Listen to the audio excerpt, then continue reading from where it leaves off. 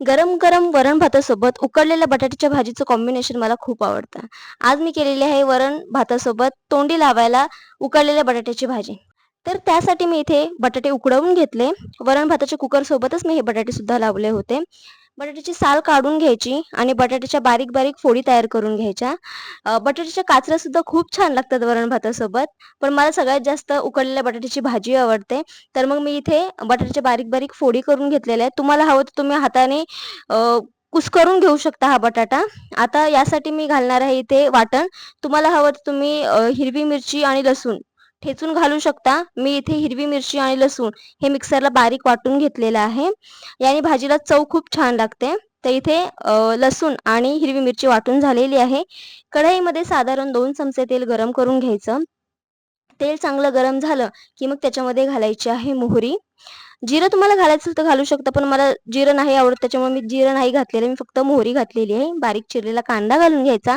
एक मध्यम साईजचा कांदा मी बारीक चिरून घेतला होता. तो छान लाल होईपर्यंत कांदा परतवून घ्यायचा आहे. थोडंसं मीठ घालायचं जेणेकरून कांदा पटकन लाल होतो.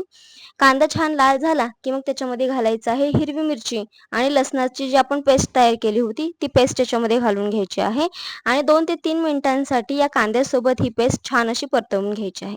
त्यानंतर याच्यामध्ये घालायची आहे थोडीशी हळद. हळद व्यवस्थित या मिश्रणासोबत मिक्स करून घ्यायची.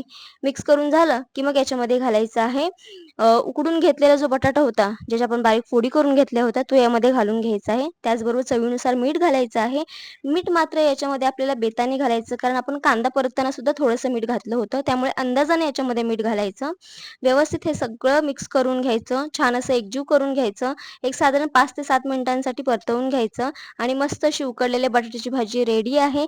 बारीक चिरलेली भरपूर सारी कोथिंबीर घालायची. गरम गरम वरण भातासोबत सर्व्ह करायची.